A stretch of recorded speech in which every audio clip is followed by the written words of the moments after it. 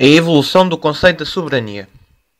Antes de abordarmos um teor mais central no nosso tema, convém antes de mais explicitar um pouco a teoria que lhe está subjacente. Para tal, proponho a seguinte análise.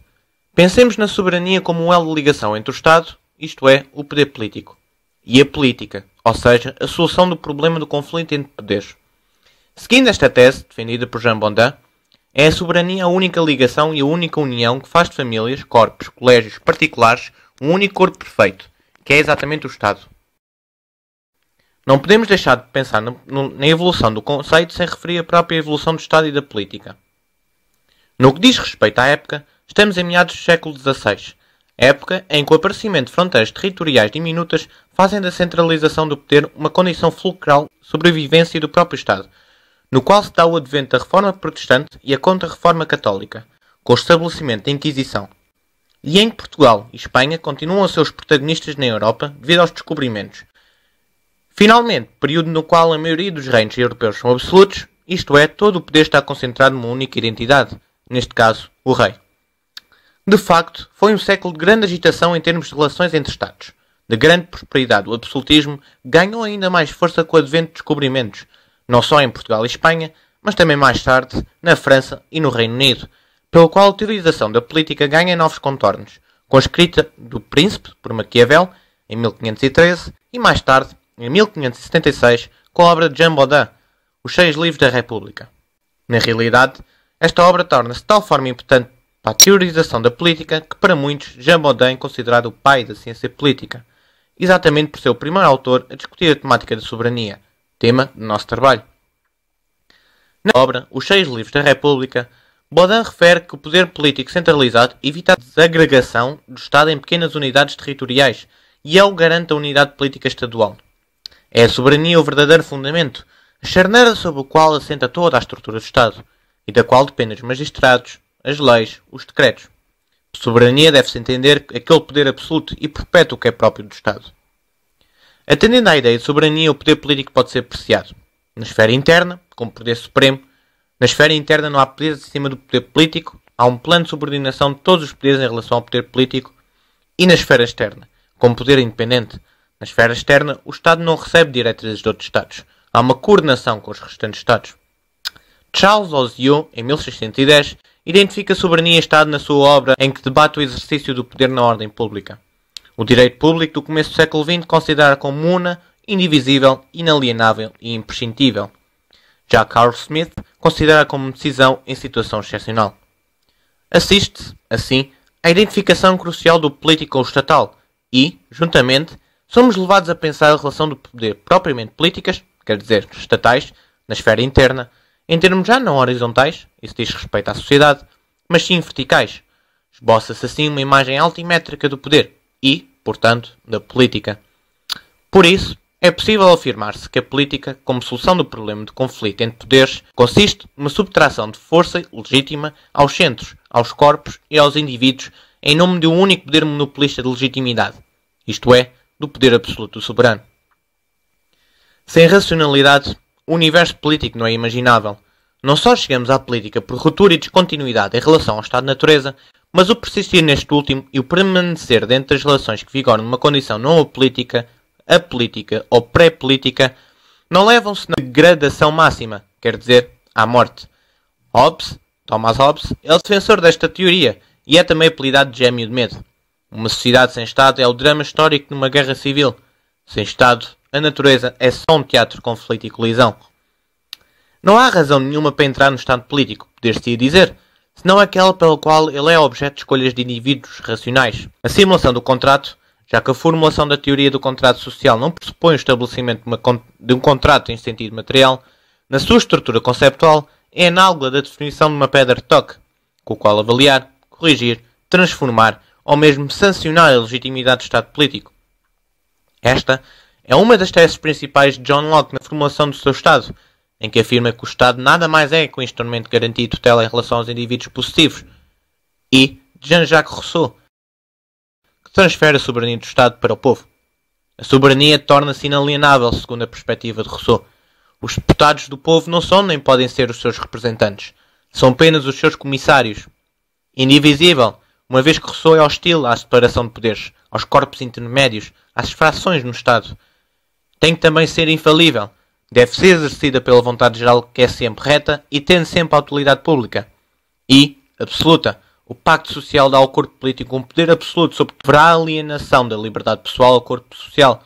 Mas a soberania do corpo social, em que cada um participa, fará com que cada um, obedecendo-lhe, obedeça apenas a si próprio, percorrendo um dos caminhos do liberalismo, a passagem de testemunho do poder do princeps para a coletividade, neste caso, para o povo. John Locke perfilou-se um dos principais fundadores do liberalismo político, inovando e influenciando os pensamentos de seu tempo, tendo como argumento a ideia de que todo o governo deveria ser limitado no âmbito dos seus poderes, o que serviu de grande suporte à mais importante movimentação política que incluiu no século XVIII, a Revolução Liberal. Este entende que o poder político deveria desdobrar-se em três faculdades essenciais, com a divisão entre os poderes legislativo, executivo e federativo, que visam a salvaguarda dos direitos individuais do cidadão, ideia base também seguida pelo pensamento de Montesquieu, que na sua divisão troca o poder federativo de Locke por poder judicial, que, tal como hoje em dia, seria exercido pelos juízes, e afirma a necessidade de independência de cada um dos poderes perante os restantes, encontrando-se os três lado a lado horizontalmente e servindo mutuamente de contraposto. Podemos entender que as ideias de separação de poderes contradizem as ideias e características de definição original do conceito de soberania de Jean Bodin, visto que este, tal como referido, a afirma como sendo una e indivisível. Por sua vez, podemos encontrar uma mínima recuperação desta caracterização nos finais do século XVIII e meados do século XIX, com Benjamin Constant, com a sua interpretação do Estado liberal como Estado minimalitário e a sua percepção de necessidade de regulação constitucional, tal como da necessidade de existência de um poder neutro, poder de interferir nos outros poderes, atribuído a um único homem colocado, por via de nascimento, em posição iminente, o rei. Em combate às ideias do liberalismo que levam a relevância da classe burguesa ao topo, com a grande proteção da propriedade privada, começa no século XIX a evolução de ideias sociais, simultaneamente na França e Inglaterra, com Saint-Simon, Joseph Fourier e Richard Owen, que se opõem à realidade pós-revolução industrial em que os trabalhadores e operários, mais conhecidos como classe proletária, vivem em condições miseráveis e injustas, com uma forte tendência para sofrerem de exploração por parte dos proprietários industriais da classe burguesa. Assim, podemos desde já definir o socialismo como a doutrina que defende a igualdade de condições e oportunidades pela supressão da propriedade individual, até então considerada como principal direito do homem segundo os liberalistas, e pela socialização da economia. Já nos fins do século XIX, aparece finalmente o socialismo na Alemanha, que é inicialmente, tal como o francês e inglês, utópico, visto os seus pensadores quererem substituir o sistema económico existente por outro que imaginaram. A estes contrapõe-se mais tarde Karl Marx, que traz um sistema mais estatista, centralizador e autoritário, que se denomina de socialismo científico devido ao seu método. Marx é um notável crítico em estudos de filosofia e de história, com fortes influências de Immanuel Kant. Mais tarde, junta-se a Friedrich Engels e, sendo ambos adeptos da Liga de Justos, que mais tarde se tornaria na Liga dos Comunistas, redigem o famoso texto do Manifesto do Partido Comunista, em que apoiam a luta de classes e a supressão da propriedade privada com a abolição da burguesia para uma sociedade sem classes, com a necessidade de surgimento de uma ditadura de proletariado que se limita ao período de luta pelo derrubo da antiga sociedade. Aqui podemos então concluir que o objetivo do socialismo se baseia em atingir e conservar o poder, e sendo esta ideologia intrinsecamente materialista, fundamenta-se a si mesma na soberania popular, sendo, tal como já conhecemos, a soberania um topo acima do qual nenhum poder se reconhece. Ideia seguida no século XXI na Declaração dos Princípios e dos Estatutos do Partido Socialista Português. Podemos assim concluir que a ideia de soberania popular, tal como o próprio nome indica, é a ideia de supremacia do poder, tal como Bodin definiu, no sentido em que esta representa um poder que não tem, nem pode admitir, outro poder com quem tenha de partilhar a autonomia do Estado, apenas com a diferença de quem neste Estado estaria no poder era a classe baixa, o proletariado. No mundo eslavo, mais propriamente na Rússia, em meados do século XIX, apareceram movimentos socialistas que pretendem a evolução proletária contra o czarismo, com o Partido Operário Social-Democrata Russo, fundado em 1889. Vladimir Ilyich Lenin, ou mais conhecido por Lenin, consegue dentro do partido pôr em minoria os defensores do socialismo democrático, daí que, em 1903, o nome de minoritários, ou mencheviques em russo, seja dado aos partidários apoiantes do marxismo evolucionista, quando os maioritários, ou bolcheviques, conhecidos como o Exército Vermelho, consideram a forte necessidade de uma revolução que tem que ser preparada e desencadeada, e assim seguem e divulgam as ideias do socialismo científico marxista, com o objetivo de derrubar o absolutismo czarista e fazer triunfar o comunismo. Em 1917, com a Revolução de Outubro, os bolcheviques alcançam o poder e instituem o comunismo. Com isto, a Rússia e mais tarde a União Soviética, com Stalin e Trotsky, alcançam a tão desejada soberania popular. Já no mundo ocidental, os totalitarismos tentam com que o conceito de soberania regresse aos que os clássicos, mais concretamente Jean Baudin, delinearam. Tanto o fascismo como o nacional-socialismo condenam a luta de classes, pois eles querem que as classes vivam em conjunto, em união. Também defendem que só uma nação unida e suficientemente forte poderá substituir no caos universal. De referir que o fascismo e o nacional-socialismo nasceram da miséria, da crise, do desemprego. Com isto dizer que eles surgem para recuperar a dignidade perdida com a derrota da Primeira Guerra Mundial, baseada no patriotismo.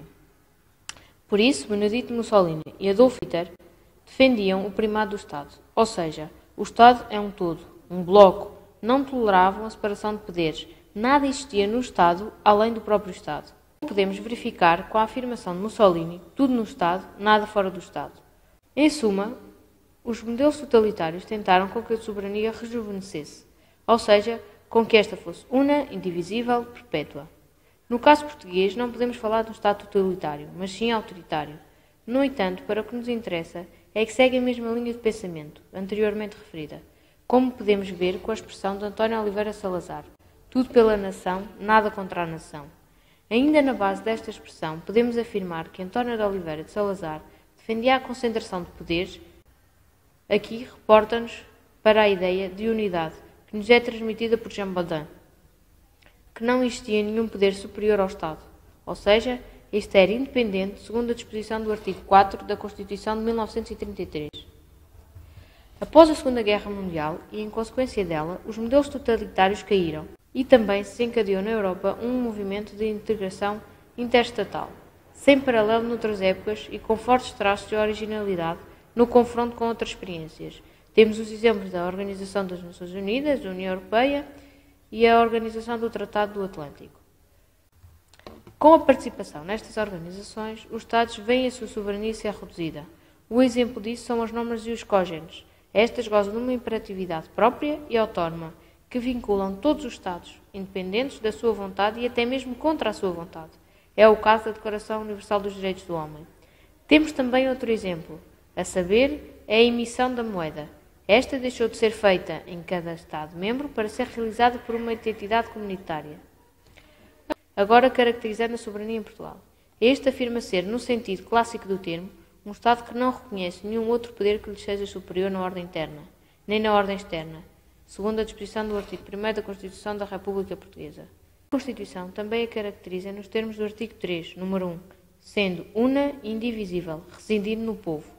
A unidade e a indivisibilidade da soberania do Estado não inviabilizam a separação de poderes no interior do próprio Estado, tal como a descentralização político-administrativa não afeta a integridade da soberania do Estado. Artigo 225, número 3 da Constituição da República Portuguesa. Referir ainda que Portugal, enquanto Estado soberano, tem a faculdade de resgatar os poderes transferidos ou postos em exercício comum com outros Estados. No limite, até a permanência de Portugal na União Europeia não é uma decisão irrevogável.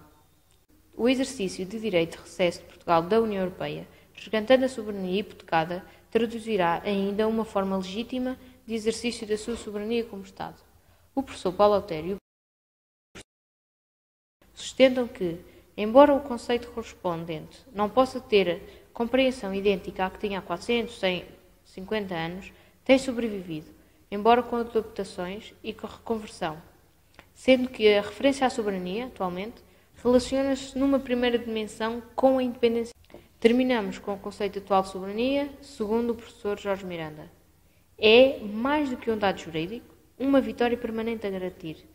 Trata-se de defender e alargar a esfera de autodeterminação nacional, a capacidade de decisão autónoma quanto aos destinos da coletividade nacional, termo que designa o poder político no Estado moderno, de tipo europeu, ou especifica a situação do Estado dotado da plenitude da capacidade do direito em relação aos demais Estados, Soberania significa então na ordem interna supremacia e pretensão a poder ilimitado. Na ordem externa significa independência de qualquer outra autoridade da mesma natureza.